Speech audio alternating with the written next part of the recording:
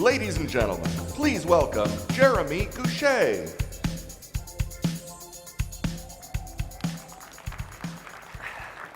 All right, who wants to have a little bit of fun? Okay, we're going to do that one more time, but in order to bribe you to be a little louder, the people making the most noise might just win this book. It's an award-winning book about innovation, but as I like to put it, it's half pictures, so you know it's good. Who's happy to be here at the Red Hat Summit? I can't hear you. This is the Red Hat Summit.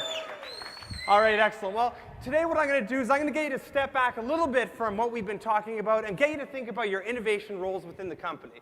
Now, for a little background, I'm an innovation guy, but I started trendhunter.com, and when I learned to code, I did it by leveraging the open source community and a lot of open source software. As of Monday, we just passed about 500 million total views, so open source really means a lot to me, and that's why I'm excited to be here. So to kick things off, let's think about what innovation means in your company. It means finding something new, a breakthrough, developing some new strategy, some software, something cool that allows you to find new customers. But what's cool then? Well, this is interesting because popular and cool are actually two very different things. Cool is something unique, something that's cutting edge, and because of that, something that's viral. And that's why marketers and product designers in any category seek to attain it. But what happens when we hunt for cool? What happens when we go to the interwebs and look for inspiration? Well, we'll start to find things like tear apparel. There's a fun way to freak out your neighbors, but tougher to work into your company, depending on where you work. Awkward family photos. That's child abuse. That's what that is. Baby toupees, because, hey, it's embarrassing to be born without hair. Feathered eyelashes, customized beer labels, Braille tattoos, angry baby blogs, co-ed matching haircuts, and of course, PAD, which stands for post-avatar depression disorder.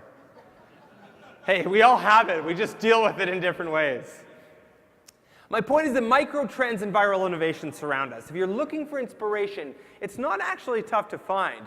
But the problem is, in all the companies that you work at, you also have to think about your customers. You have to think about your strategy. You have to think about, a global financial crisis that maybe we're emerging from. All of this makes the act of getting inspired distracting. So I'm going to talk about how you can create a bit of a culture of innovation and get your mindset to be thinking about how to filter through all the noise to unlock your next big ideas. Now, to do that, I'm going to need you to be interactive in a couple different parts. So do you think as an audience that this open source group can make a little bit of noise? Okay, so the first question I have for you is how many people use PowerPoint? Yeah? Well, you'll have to appreciate I drew that Pac-Man. It's awesome, and it's a trademark violation. But here's a bit of a question for you. What's more important, culture or strategy? Okay, you're cheating. You're copying this guy. I need you to say it at once, and remember, I drew that Pac-Man to help you out. What's more important, culture or strategy? There we go, yes. Culture eats strategy for breakfast. And that slogan actually comes from a sign outside Ford's strategy war room. And the takeaway is it doesn't really matter how good your strategy or your PowerPoint slides are. At the end of the day, what matters is the culture that you've created and how that empowers innovation. And really, that's what open source is all about. You're in this room because when it comes to web development or whatever form of development you do, this open source mantra has you come together as a team. Within your companies, then, that concept of culture extends even further. How willing do people feel to try new things? How open is innovation in your company? And does it allow anybody to suggest ideas? How does it tolerate failure? So I'm going to talk to you about some properties of culture that help particularly during times of change. And these are the ones I'm going to talk about. Perspective, which is the problem that you're trying to solve. Infectious communication. Failure. And customer obsession. These are areas you've heard before, but if you try and take that open source way to the complete innovation style of your company, then these are areas where you need to be revolutionary.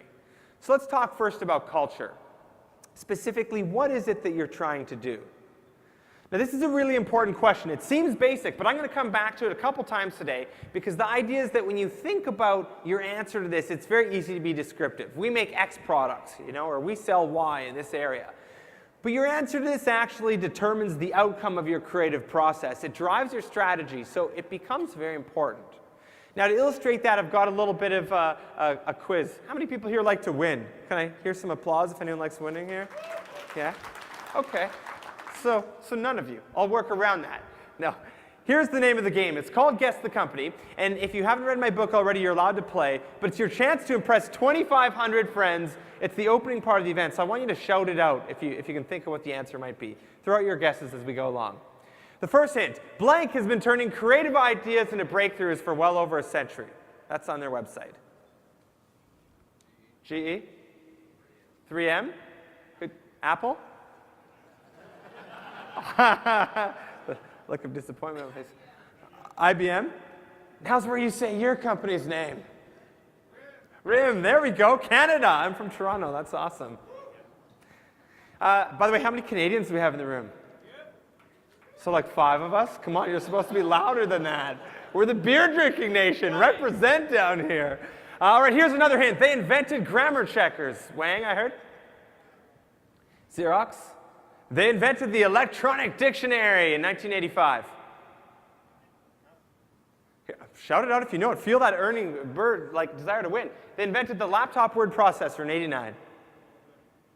Already? I'm hearing a bunch here. They started building PDAs in 94.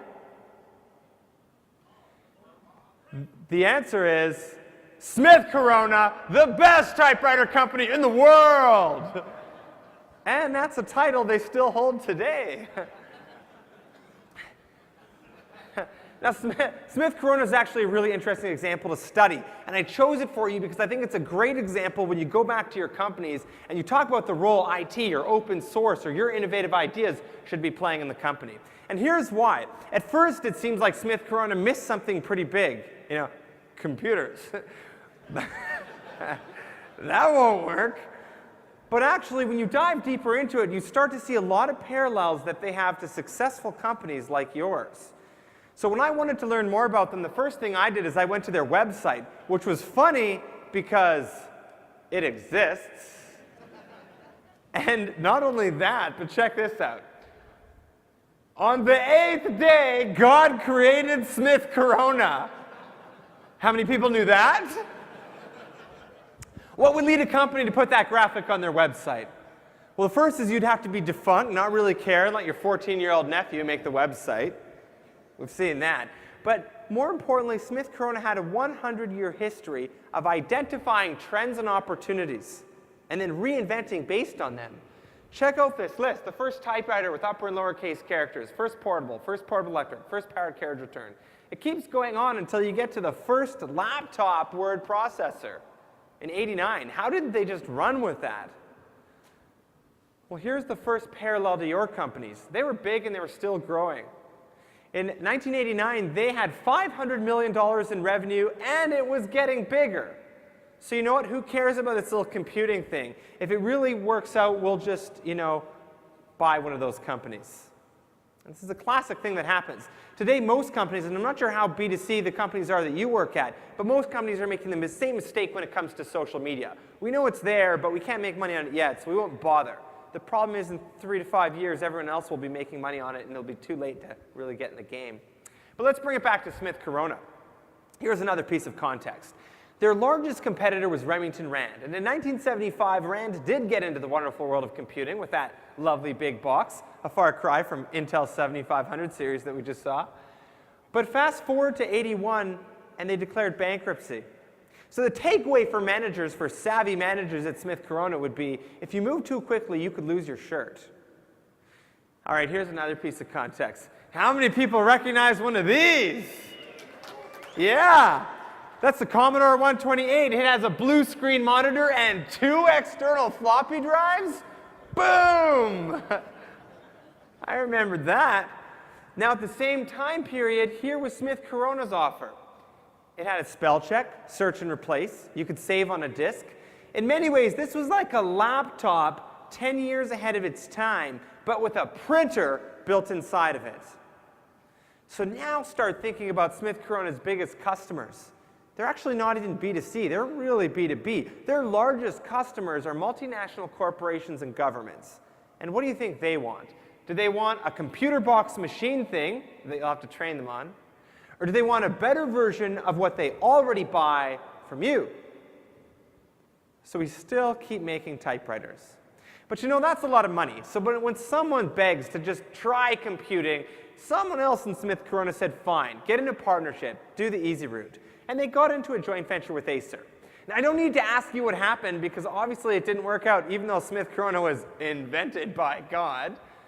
But what I will do is I'll read for you a quote after the board killed that partnership 1 year later. And the quote is from the CEO. It's the most powerful takeaway I have for you today, so pay attention to the wording.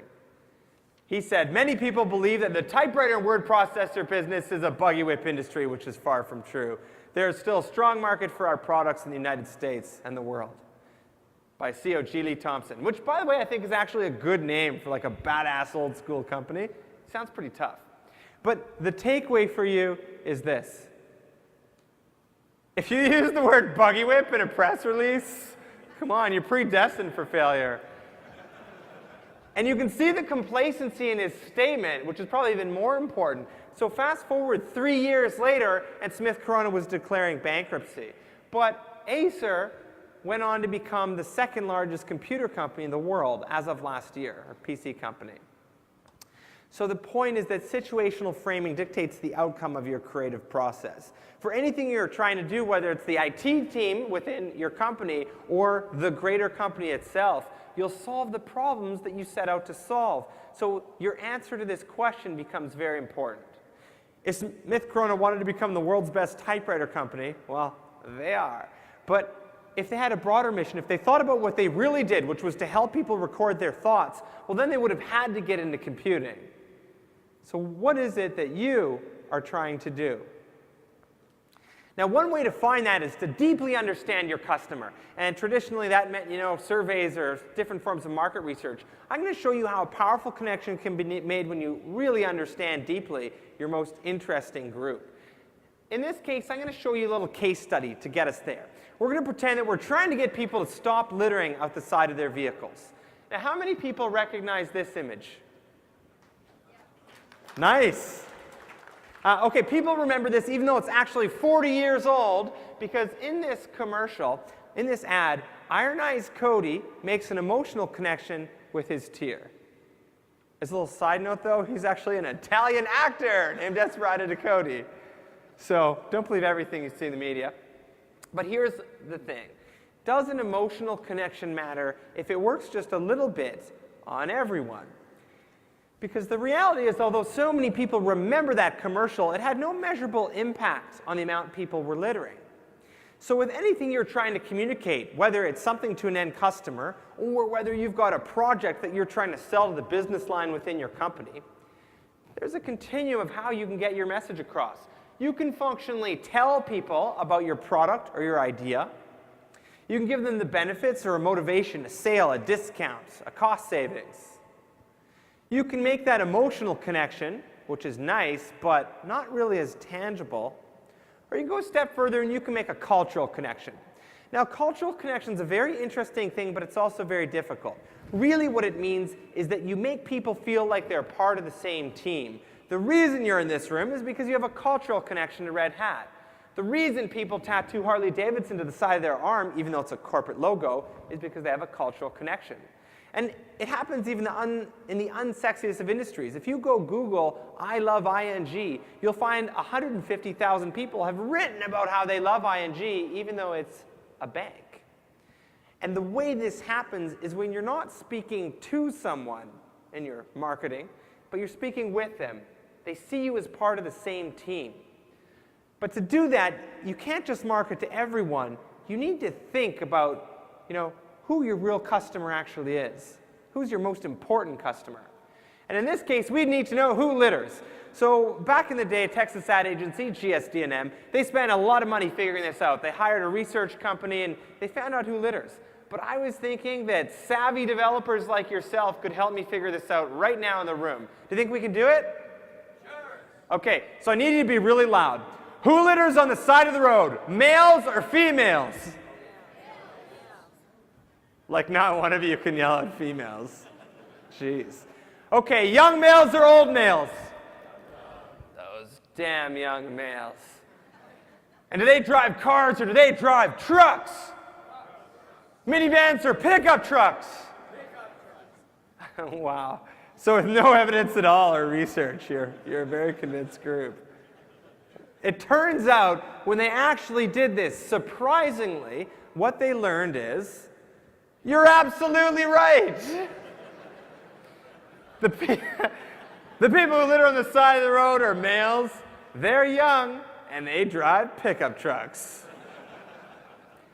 Now, this might be in the Canadian in me, but from my experience, I'd say they drink a little beer. Putting this back into Texas, I'll say maybe they've got a shotgun rack. But most importantly, they have a king of my world lifestyle. So put yourself inside this pickup truck, juxtapose yourself next to the crying Italian actor, and ask yourself if he stops you from wanting to throw a beer can out of your pickup truck window. Inevitably, he does not. So I'm going to show you the campaign they came up with. And when I do, you'll recognize the slogan. But what you might not realize is that these words were used together for the very first time to get young males to stop littering. This is a trademarked ad slogan. Don't mess with Texas. Trademark. We got some Texans over there. They're like, come on, represent. I love it. So they have the athletes, icons, and sports heroes of the day chanting this slogan. And one of the very first ones featured 2 Dallas Cowboy superstars. And like most overpaid athletes, they're standing on the side of the road just watching the cars go by. It's believable. And as soon as they see someone, toss a can on the ground, the guy marches on over, picks the can up, smashes it against his head, and says, if you litter in Texas, you're messing with me. Don't mess with Texas. Okay, got it. Won't litter. You can see how much more aggressive and macho that campaign becomes, and because of that, the connection that it makes. I'm going to show you today how they keep that connection alive with a recent commercial spot. Here we go. Hey, this is Owen Wilson. This is Erica Badu. I'm Janine Turner. This is Julius Jones. This is Lance Armstrong. This is Leanne Womack. We're Lost Lonely Boys. This is Chuck Norris. This is Jennifer Love Hewitt reminding you. Don't mess with Texas. Now, I don't know about you, but I would have ended on Chuck Norris. But they're like, no, Matthew McConaughey. Everyone's afraid of him. Actually, as a fun little side note, my publisher also published the book called True Facts About Chuck Norris. And he gave me the side story to it, and what was great is Chuck didn't know about it until he was walking through the bookstore. Presumably, if you see a book that's true facts about you, you're going to pick it up. So he sued. And when he did, this propelled the book to become a bestseller. And the only real difference you'll note is it now has a sticker that says, parody. Because you have this background story, go pick up the new sequel, Chuck Norris versus Mr. T. And when you open it up, you'll see one of the very first ones is, Chuck Norris doesn't laugh. He sues. Anyway, the cool thing about when you make a cultural connection, when people perceive you as part of their team, is that they endorse you, they support you, they help you, they advertise for you.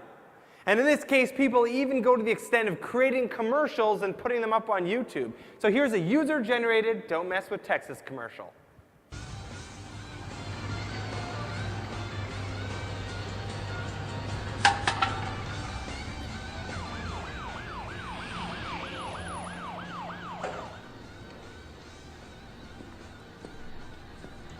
You know why I pulled you over? Hey, hold on one sec.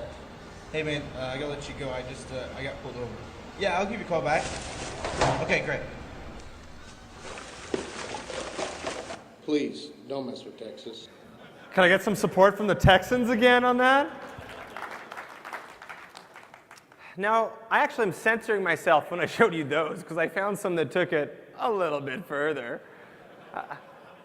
This one featured a young man in a park assembling his rifle in Texas, obviously. And as soon as he saw someone litter, you hear the shot go off, and it says, don't mess with Texas.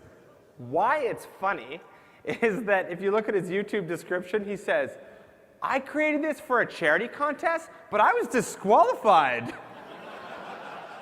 The world is not fair. I also found one with 2 young women destroying a minivan, but we agreed that pickup truck drivers are the ones that litter. And here's where I want you to relate this back to your own campaigns. It's easy to think that you've got something successful or a way to message your product that's great, and that's what Ironized Code is. It's great, but it actually doesn't create any action, so it doesn't become epic. We remember it, but the difference is that if you have people think that you're on the same team, then you can create that cultural connection. And in this case, litter on the side of the road was reduced by 72%, slightly beating the goal, which was 5%. That slogan is now synonymous with Texas. So in all industries, then, innovation should include everyone, and it starts with your designers, entrepreneurs, marketers, IT people observing your customer to really figure out what makes them tick. It matters for the CEO right down to the newest hire. And while it used to mean things like focus group surveys and interviews, those are fun and there's data there. But to really get meaning, you need to find ways to observe customers in their zone. This can be really difficult, and I've got dozens of different examples on how companies do this, but I'll give you one that I really like. I was interviewing the head of design for General Motors, and I was interested in the Escalade, which is the greatest selling SUV by dollar value, in the US at least. And so I asked him, hey, how did you make this happen? Did you product place this in rap videos, or how did you embed this in hip-hop culture? I'm so excited to learn the answer. And he says, well, I designed a luxurious sport utility vehicle for affluent males aged 45 to 60.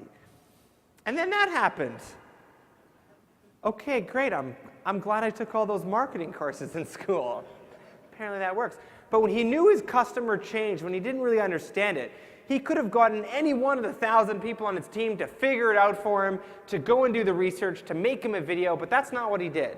He personally decided that he would go to the most dangerous neighborhood in Detroit. And I want you to think, who was driving the Escalade in the most dangerous neighborhood in Detroit?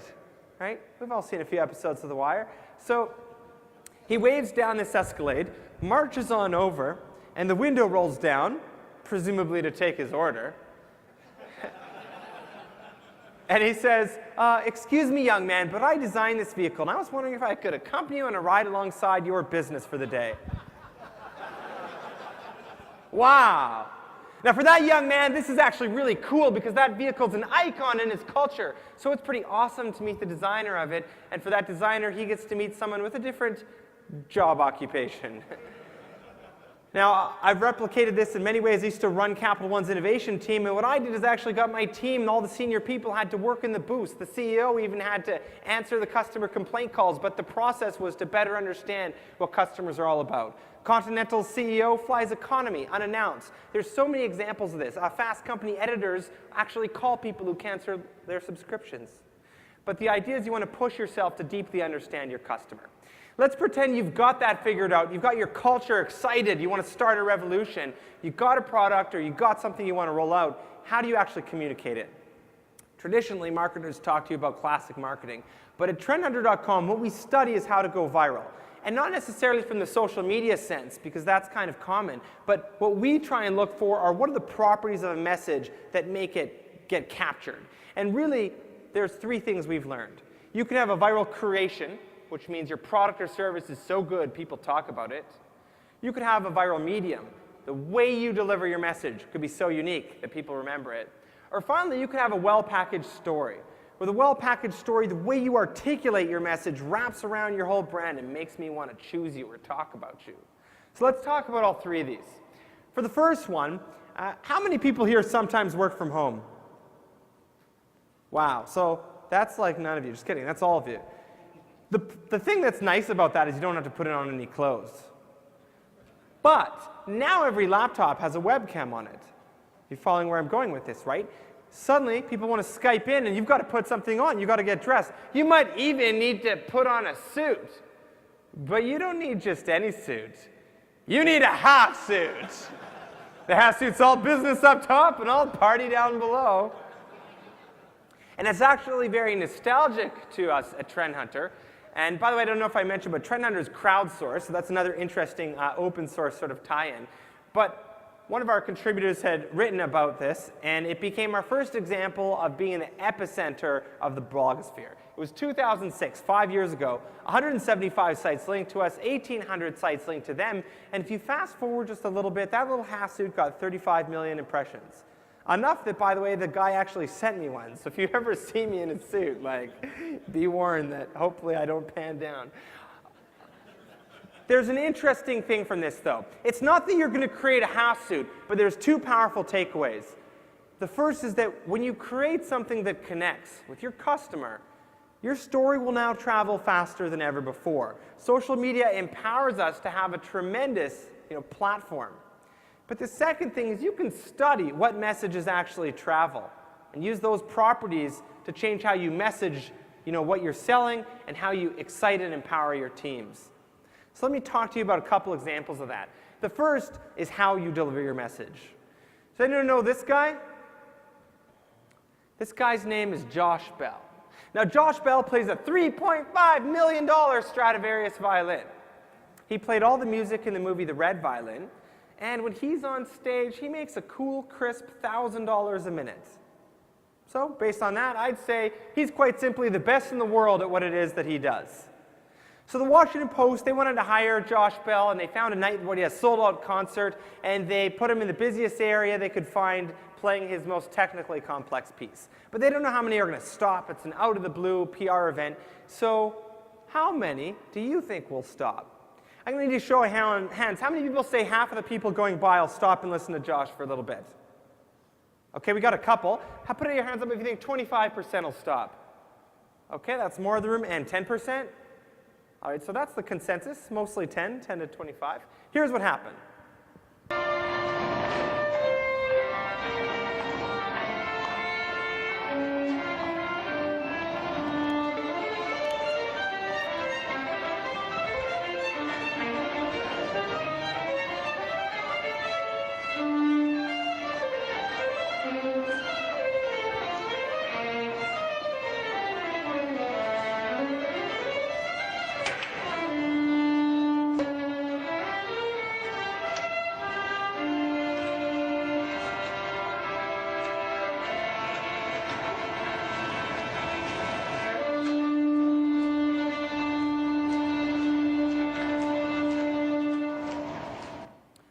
Josh Bell is the best in the world. When he's on stage, he makes $1,000 a minute. But when he's not packaged like that, of 1,100 people, just 7 stopped, and he made a total of $35, most of which came from one woman who recognized him and said, "Hey, will you be here again next week?"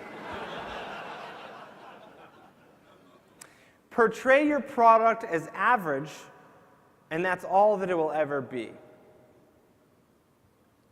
Instead, you need to think about how you're making something that's irresistible to a specific group of people. And that brings us to our final section, which is on having a well-packaged story. This is the question we started with. Specifically, what is it that you're trying to do? Or put differently, why should I choose you? As you think about your answer to that, it needs to be 7 words or less, both for your customers and internally for your team. Complex vision statements, everything else doesn't really matter. And as you think about those 7 words, I want to give you trendhunter.com's rule number 1. And that's to relentlessly obsess about your story. Now, for us, that means we obsess about our titles. And our editors actually compete on our titles, and we do a lot of experimentation to figure out what goes viral. Because really, word of mouth and the blogosphere and Twitter, Facebook, they work in the same way.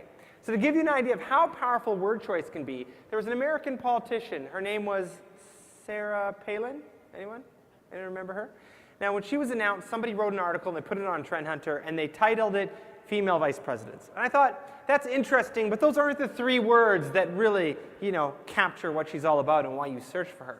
So, like we often do, I did an experiment. And right behind Female Vice Presidents was my similar article called Hot Vice Presidents. Same content, different title. Now, the first one got 35,000 views, but the second one got 1.1 million views and was sourced by CNN, Fox, and the Associated Press. Simple word choice makes a really big impact. So I'm going to show you our sort of secret formula, if you will, and I actually go into a lot more detail in my book, so I guess it's not too secret. But ultimately, these are the 3 characteristics that our editors compete on. This is what we've boiled our framework down to. These are the things that make your title for your products or company viral. The first is, you need to be simple. Simple messages supercharge word of mouth.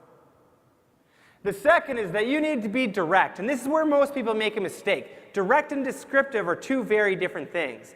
Direct answers the question of why should I choose you? And finally, you need to be supercharged. When you're supercharged, you're using words and description that are just awesome. They make me want to talk about it. They pass the I have to tell someone test. So that's the framework, and those are just, words on a wall right now. But what happens when we apply this to something? This lovely little hamburger is called the Fleur Burger, and actually it comes from a restaurant called Fleur de Lis in the Mandalay Bay Casino in Las Vegas. Now, if I asked you right now how many would want to talk about this, none of you would put up your hands because it's just not interesting enough yet. It's a burger. Cool. But that's a title that would make a traditional marketing team quite happy. Fleur Burger at the Fleur de Lis. Nice play on words. It conveys luxury. It conveys French cuisine. That's how traditional advertising works. But that's not what we're trying to do and what you shouldn't be doing. What if you called this the world's most expensive hamburger? Well, that would be simple and direct. Not quite supercharged, but you're a little bit more interested in it. But what if we made this tangible? What if we called this what it is? This is a $5,000 hamburger. If you finish it, you should get a certificate for your wall that says, I just ate a $5,000 hamburger. Next time someone complains about an expensive entree here in Boston or in the cities where you're from, you're going to remember, how much was this burger? $5,000. That message just stuck, especially for you, sir. As our final example, I'm going to keep us in the wonderful world of hamburgers with this healthy-looking beast. This could come to us from the Fat Burger Cafe, which would be simple and direct, but not quite supercharged. Actually, this comes to us from the Heart Attack Grill. At the Heart Attack Grill, that's called a quadruple bypass burger. It comes served to you by someone wearing a nurse's outfit. And it comes in a combo pack that includes 3 beer and 3 packs of cigarettes. And if you finish it, they'll put you in a wheelchair and they'll roll you back to your car. Rule number 1 is to relentlessly obsess about your story. That brings me to the end of my presentation, but if you're looking for more, as I mentioned, my book is half pictures, which is intentional because it's a very PowerPoint style, because that's how I think we all learn. And if you're looking for more, I actually have a link that's got about $500 of free stuff. It's trendhunter.com/secret/Red Hat. Basically, it has some videos of different segments here in case you think things like the Smith Corona story might help people at your office. I've also got this PowerPoint presentation, samples of our trend research, and our top trends in 2011 video for you. But really, what I want to leave you with is my thesis, that by leveraging viral trends and methodical innovation, you can generate ideas, harness creativity, and ultimately exploit chaos. Thank you very much, everyone. Oh, and I got a little something extra here, but this is for like the back row. Who's making noise? Right there, I got 2 more. Right there. All right, thanks, everyone. Good luck in your open source goal. I love it.